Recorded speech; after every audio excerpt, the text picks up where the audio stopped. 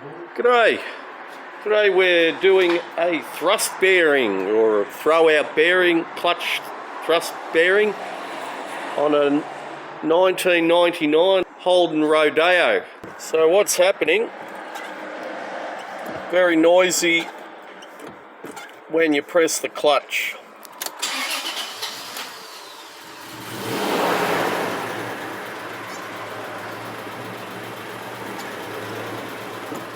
I don't know if you can hear that, but there's a noise when you're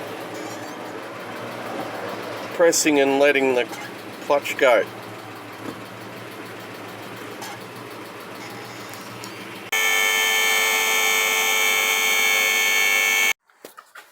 So we've got the 5-speed manual here, transfer case.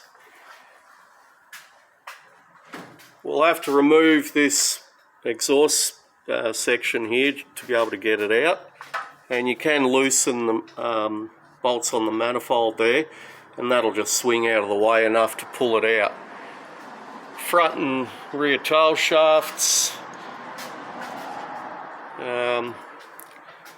you've got these little covers here. You've got a good idea to mark them with a bit of liquid paper or something. It just eliminates having to think how they went later. We've already taken that front cross member off there. That gives you a little bit more room to work on the bolts as well. It's the oxygen sensor there. Good idea to take the plug off if you can, and be careful you don't knock it when you drop it on the ground, otherwise they're like those little filament lights. If you knock them, you can damage them. They're not cheap to replace.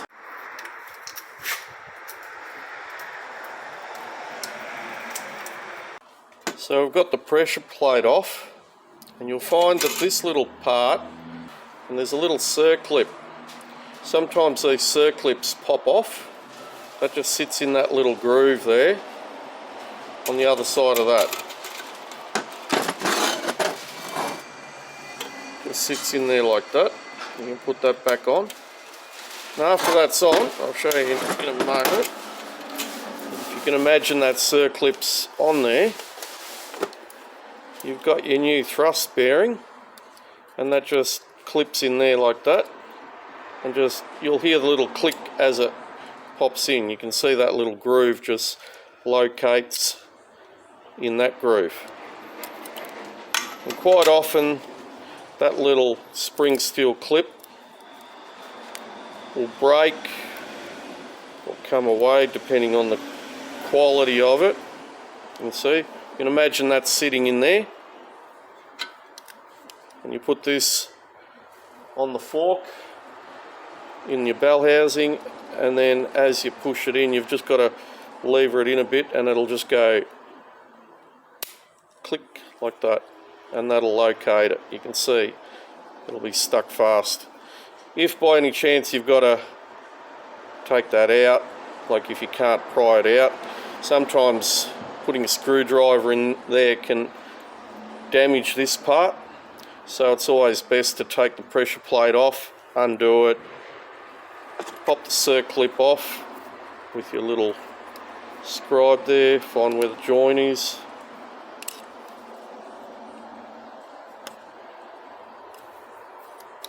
like so. Take that out. That we can put that back in, flip that over, just put your hand under that, that's it. We pop the circlip back on, find where the joint is,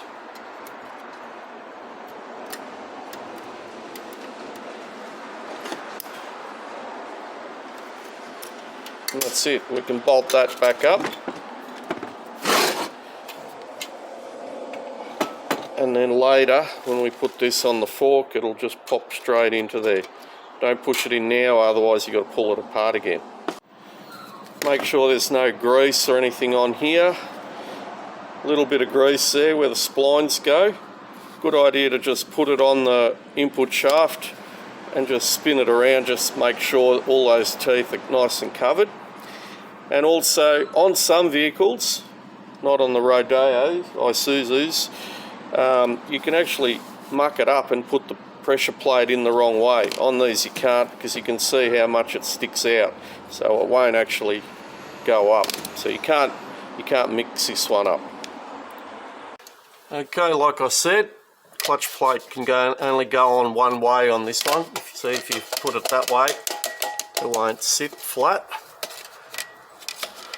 I always like to mark it anyway, just in case. Oh, there we go.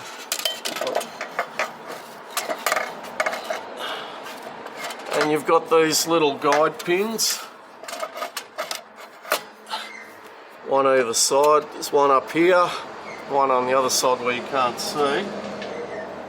We'll just put a couple of bolts in loose.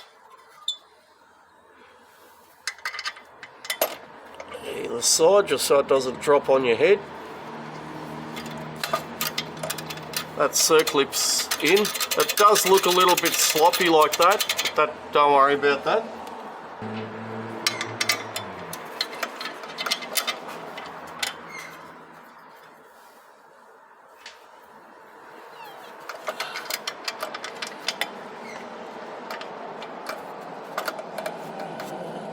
There's a hole up there.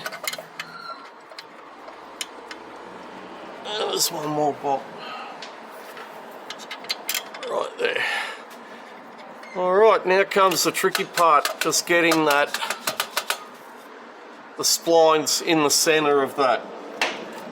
We have our trusty old tool.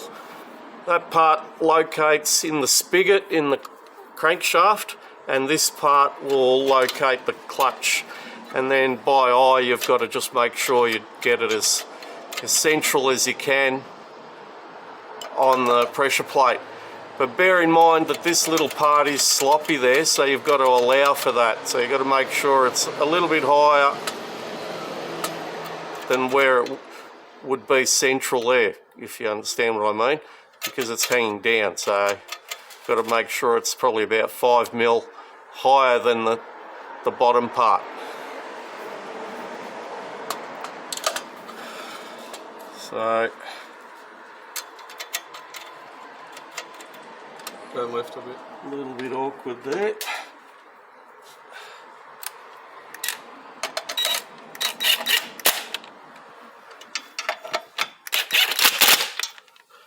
We'll just check it. I haven't tightened it right up. That's about central. How does that look? Oh, I'll go a little bit right. We need to go a little bit right. To the right. Just a tad. Hang on. Yeah. That's about... Yeah, that's maybe up a bit. Up a little bit? Yeah.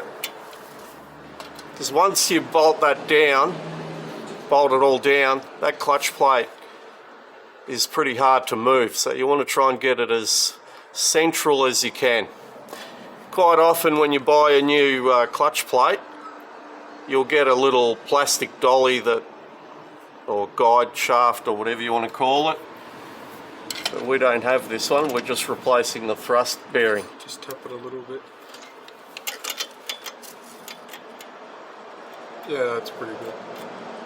What about left and right? Left and right's good. Yeah. Alright, so we've decided that's okay. Now we can just go around and tighten up the rest of the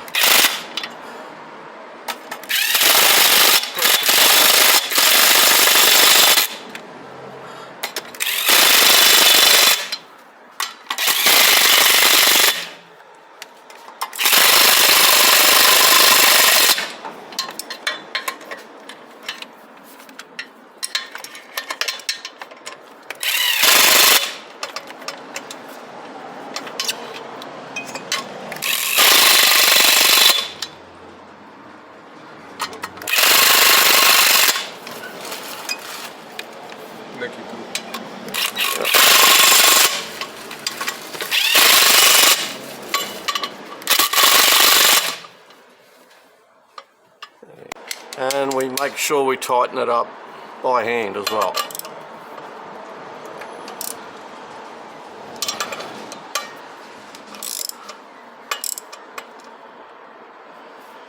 Don't go too hard, you'll break the bolts.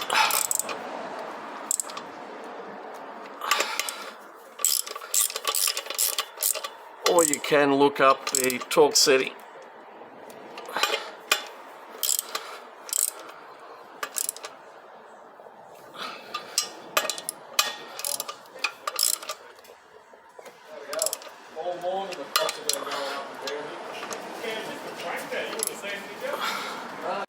Now these, I think you tighten them, the pressure plate bolts, about 15 foot-pound, whatever that is in Newton metre. But be aware, if they're old bolts, 15 foot-pound might strip them or break them. So it's always wise to just go to that point. It's more of a feel thing. I haven't tensioned them up. So double check that you've tightened everything before you're ready to put it back in, and we're now ready to put the thrust bearing or the throw out bearing on the fork. Pull that little circlip out there, one little, there we go, that one, and there'll be a little washer.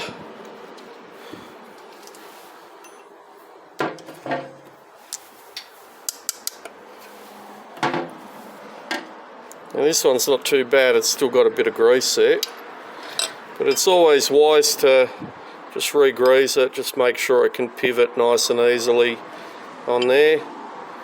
Where the slave cylinder applies, that also needs to be clean, no grit and grime and dirt and muck in there. Over here where the thrust bearing, go grab it, yep, you just want to make sure you can put it on backwards as well, just so it coats it nice. And we've already put a little bit of grease there, we'll probably need to put a little bit more grease. And then the idea is to have it in place like that.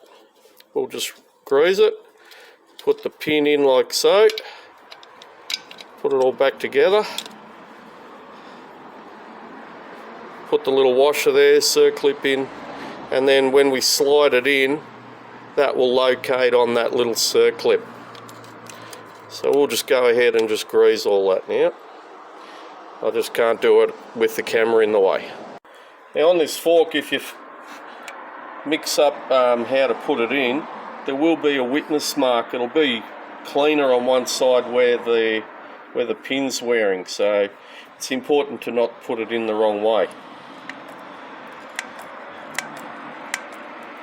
Now any excess grease on the splines up here on the,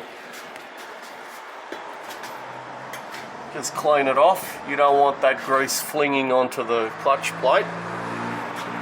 But over here where the fork is, you need a bit of extra grease there, and that's moving quite nicely. So we're ready to put this gearbox in now. Okay, we've got it up. Now just bear in mind, your bell housing bolts, there will be two bolts on these Rodeo Isuzus that are just slightly longer than the other bolts, probably about 5mm. And they actually go where the dowel pins go, one on either side. Now we've got it all in, and the fork hasn't gone in all the way. Can't get the angle there to see in there. There we go. And now what we can do is, before we bolt it all up, I've got two bolts either side. It's all the way up, you can see it's all the way up to the motor, and I'm just going to pull that lever back towards me so it pushes that thrust bearing in, and we should hear a click. There we go, click, and that's in. That's all good. You can test it by pushing it forward and it's stuck on that circlip. Anyway, we'll go ahead and put the rest of it all back up. Hope that's helped. Don't forget to like and subscribe. Leave any comments or questions in the section below. And don't forget to throw me a beer if any of this information has helped. Don't forget to refill it with oil too if you've dropped some oil in it. Thank you for watching.